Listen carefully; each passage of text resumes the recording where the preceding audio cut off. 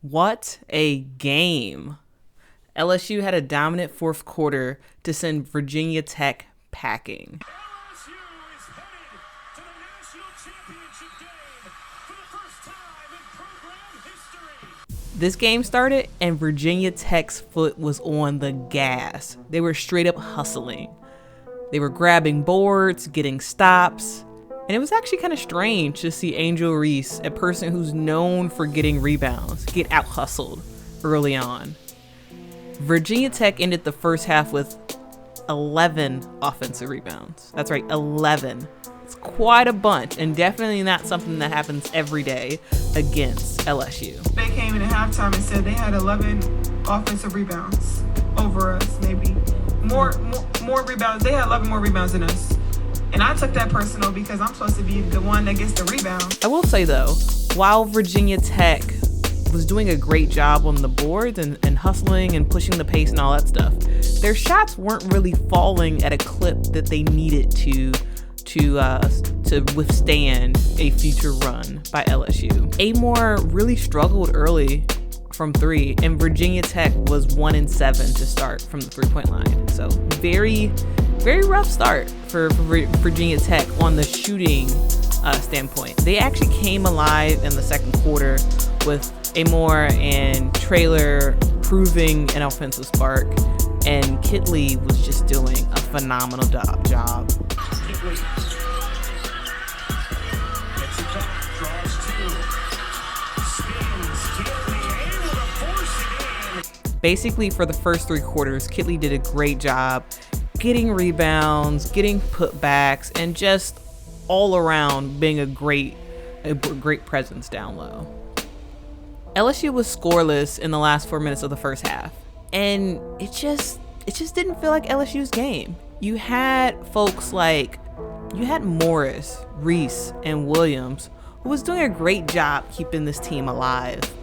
They were able to keep this game close, but it just didn't feel like they had that extra oomph to sort of get them over the hump and get them to win this game. Starting in the second half, Virginia Tech really had a masterful start. They continue to have their foot on the gas, and just LSU just felt like they were just a step behind, sort of missing out. Yes, they were keeping it close, but it just didn't feel like it was LSU's night. LSU's misfortune changed in the fourth quarter. It was kind of odd. It felt like a switch that just clicked in their heads. It just felt like they said, oh, wait, we're not tired. We're fine. We can get back in this game. It's not a problem. We've been here before. And they just switched into a gear that they did not show for the first three quarters.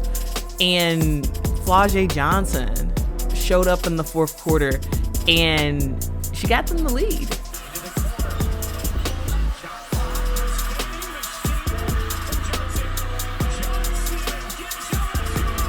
And once she got them the lead, it just felt like the game was over. LSU's rejuvenation on the offensive side led to great defense, and that defense led to even better offensive production. And that was really the nail in the coffin for Virginia Tech. They went cold. They weren't doing anything from three. They weren't really getting any second chance shots. They barely got any offensive rebounds in the second half, and it just felt like the game was basically over. What did you see in terms of the fourth quarter, your improvement offensively and defensively after that latter part of the second quarter, and that third quarter did not go your way? Well, I thought we turned it up a notch. I thought defensively we really got very aggressive. Alexis started it off. Flau'jae gets the steal and the finish on the other end. You finally started seeing Angel fly to the offensive board. She's hard to block out.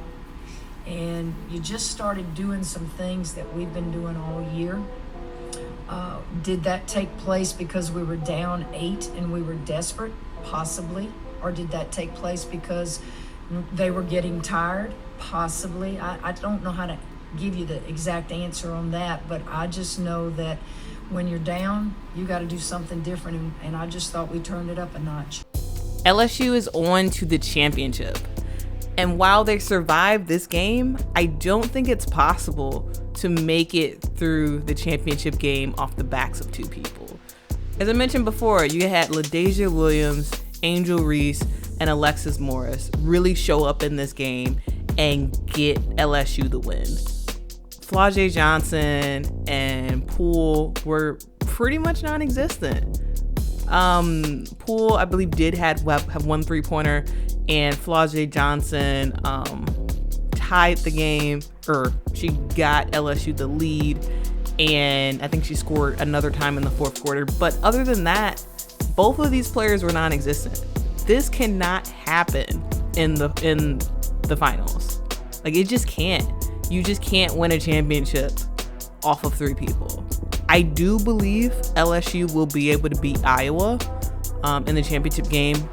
Also, spoiler alert, if you don't know, South Carolina lost. Yes, huge shocker. And I'm going to talk about that in another video, so make sure to watch that so you can see my recap of that game. Wild game. Anyway, I think LSU is going to beat Iowa, but in order for that to actually happen, they need Flau'jae Johnson and Poole to step up. Like, they just need to.